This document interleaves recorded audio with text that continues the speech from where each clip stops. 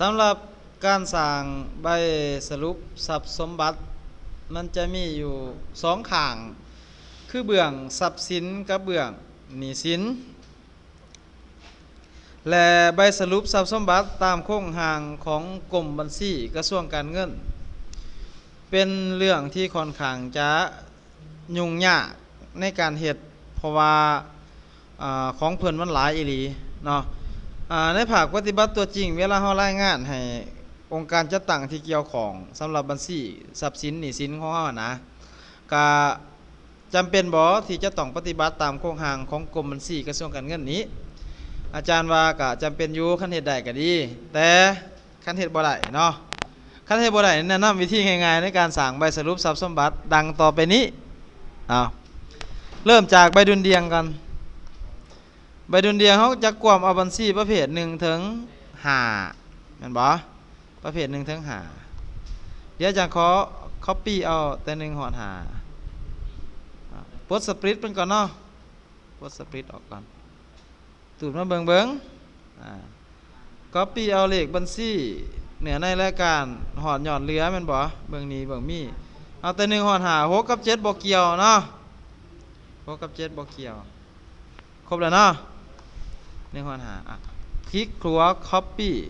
เดี๋ยวสิมาสั่งชีทใหม่แล้วก็ค่อย paste อันนี้ใส่คำสั่ง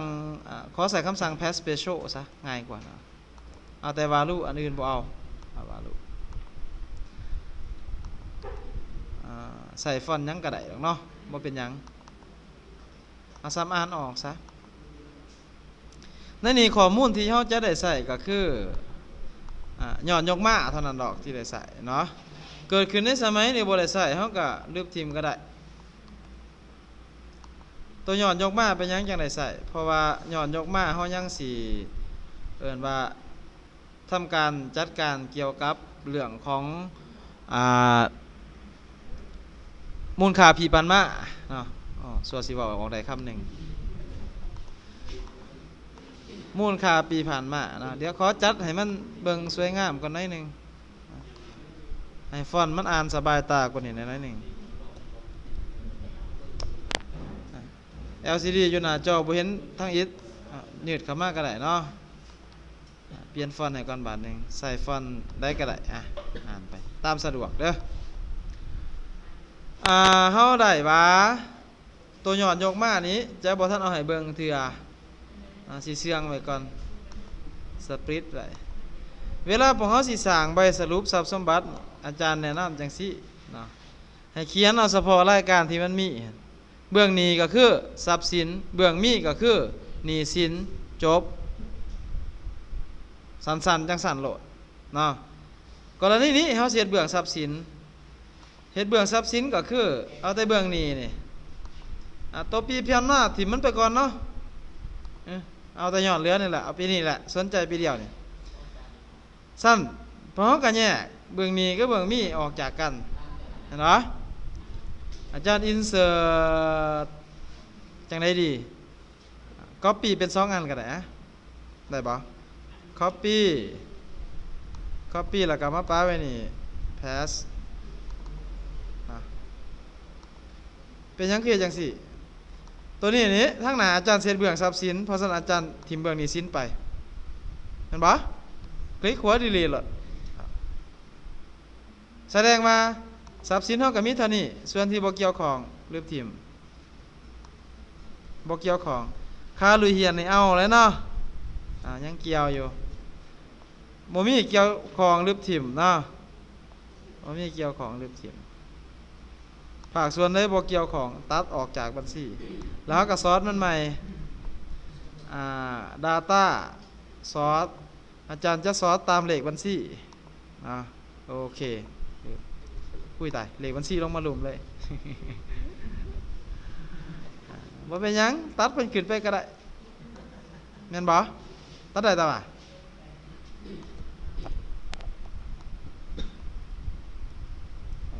สิ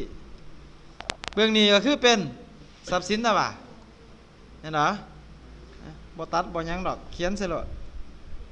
ทรัพย์สินยังตาบ่ทรัพย์สินเฮามีหยังแหน่บัดนี้ตัดลงมา ปล่อยลงใส่ลมนี่เริ่มจากอันที่หนึ่งพอน้องอยากเอาทรัพย์สินหมุนเวียนขึ้นก่อนก็ได้อยากเอาทรัพย์สินคงที่ขึ้นก่อนก็ได้ไม่ใช่ว่าอย่างน้อในนี่มันเรียกให้ทรัพย์สินคงที่ขึ้นก่อนแล้วก็ใส่ทรัพย์สินคงที่หรือว่าทรัพย์สินถาวรแล้วแต่สิใส่ชื่อมันเด้อบ่ทรัพย์สินถาวรเราก็มีอาคารกับค่าหลุยเหียนอาคารมันบ่เมื่อกี้นี่ลืบทิ่มแล้วเอาไม้ก็ได้หลุยเหียนอาคารอยู่นี่ตาบ่าอยู่ไส28นี่ตาบ่าอยู่นี่เนาะ30 ล้านมันบ่ตัดมาไว้ผิดก็ได้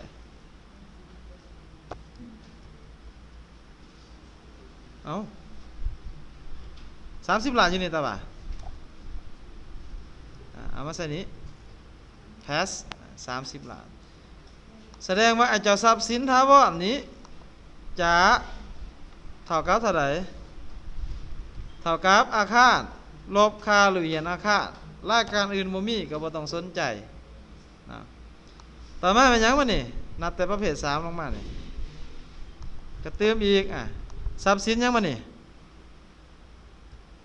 ฮะทรัพย์สินหมุนเวียนบ่น้องสิเอาตัวใดขึ้นก่อนก็บ่เป็นหยังอาจารย์ก็เอาเงินสดขึ้นเอาสินค้าในสางขึ้นก่อนแม่นบ่เอาเงินสดกับเงินฝากไว้น้ำหลังตาบ่าได้บ่ก็สิเป็นหยังเนาะก็รวมอยู่นี่โลดแหละเท่ากับซ้ำอุ้ยลืมเปลี่ยนภาษาเท่ากับซ้ำแล้วใส่ให้เพิ่นมีสีสันลวดลายสวยงามหน่อยหนึ่งสุดท้ายแม่นหยังรวมแล้วเนาะก็รวมยอดทรัพย์สินนั่นตัวแล้วใบสรุปทรัพย์สมบัติเบื้องทรัพย์สินบ่ต้องเฮ็ดหยังจังสี่โหลดแล้วจบก็เท่ากับทรัพย์สินหมุนเวียนบวกทรัพย์สินถาวรจบ180 ล้าน 732,333 จบ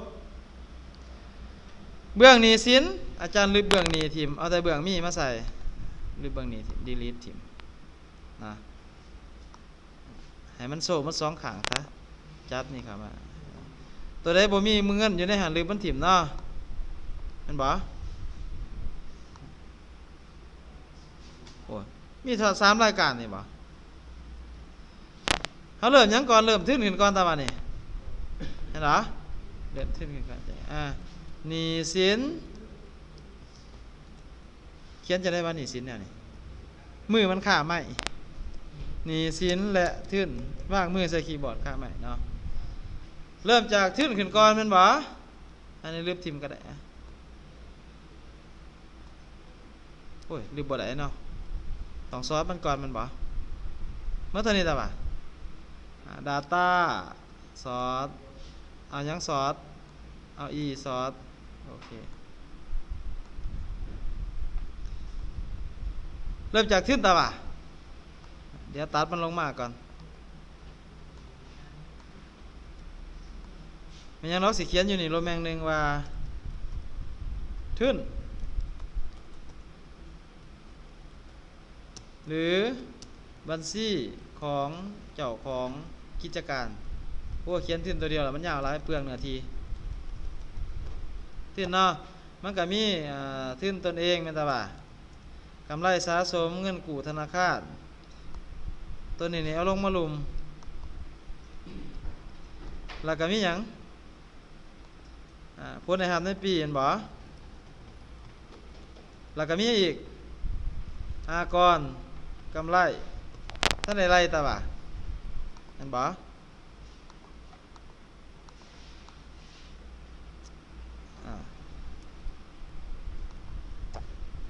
ต่อมาโรแมงที่2ใส่ว่าเป็นหยังหนี้สินหมุนเวียน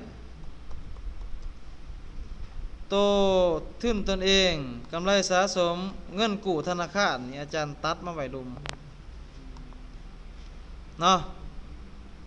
มันจะเป็นหนี้สินหยังนี่เงินกู้นี่เคิ้นหนี้สินระยะยาว เนาะ